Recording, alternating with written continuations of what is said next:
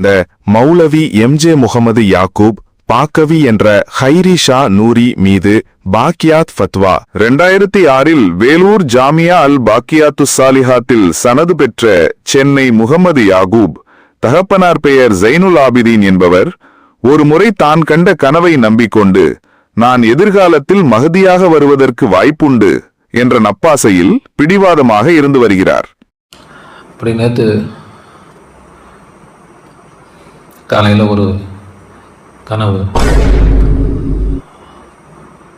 அந்த கனவு பார்த்துட்டு சுபுவுக்கு எந்திரிச்சாச்சு. ஒரு பெரிய பள்ளிவாசல், அதாவது அந்த பள்ளிவாசல் சிங்கப்பூர் மலேசியாவில் இருக்கிற மாதிரி இருக்குது. சிங்கப்பூர் மலேசியா அது மாதிரி அந்த நாட்டு மக்கள் எப்படி இருப்பாங்களோ அது போன்ற மக்கள் இருக்கக்கூடிய ஊரில் உள்ள பள்ளி, பெரிய பள்ளியாக இருக்குது. அந்த பள்ளியில் உலமாக்களுடைய ஒரு மாநாடு நடக்கிறது மாதிரி, நிறைய உலமாக்கள் மட்டும்தான், உலமாக்களுக்கான மாநாடு. அந்த மாநாடுக்கு இடையில ஓய்வு எடுக்கிறதுக்காக நேரம் விட்டுருக்குறாங்க. அப்போ அந்த பள்ளி ஃபுல்லாக பெரிய பெரிய கட்டில், மெத்தை எல்லாம் விருப்பி விரிச்சு ஒவ்வொரு கட்டில்லையுமே ஒரு 7-8 பேர் படுக்கலாம். அது மாதிரி பெரிய பெரிய கட்டில் போட்டு ஒரு பகுதியில் உலமாக்கள்லாம் படுத்துக்கிட்டு எல்லாம் பேசிக்கிட்டு அது மாதிரி சாஞ்சிக்கிட்டு பேசிக்கிட்டு இது மாதிரி இருக்கிறாங்க. இப்போ நான் வந்து ஒரு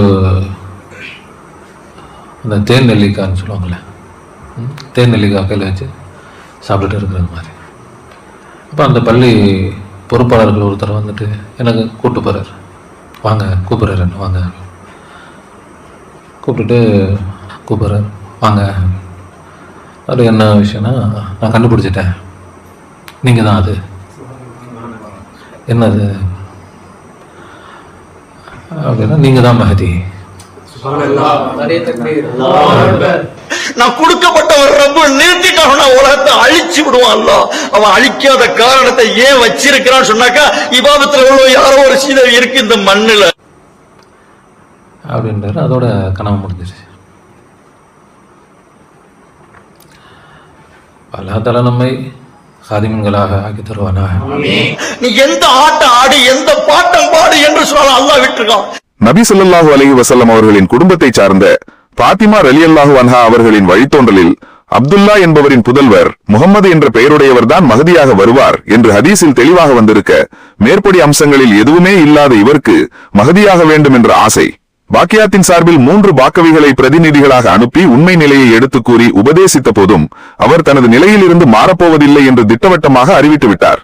சுன்னத்வல் ஜமாத் கொள்கைகளுக்கு எதிரான கொள்கையை கொண்டிருப்பதும் இதனை அப்பாவி முஸ்லிம்களிடம் பரப்பி வருவதும் பாக்கியாத்து சாலிஹாத்தின் நிலைப்பாட்டுக்கு முற்றிலும் எதிரானதாகும். எனவே இவர் வழிகெட்டவர், வழிகெடுப்பவர் என்றும், பாக்கவி என்பதற்கான தகுதியை இழந்து விட்டதால் இனி பாக்கவி என்ற பட்டத்தை அவன் தனது பெயருடன் சேர்க்கக்கூடாது என்றும், பாக்கவி சனதை திரும்ப பெற வேண்டும் என்றும் பாக்கியாத்தின் அனைத்து ஆசிரியர்கள் குழு தீர்மானித்துள்ளது.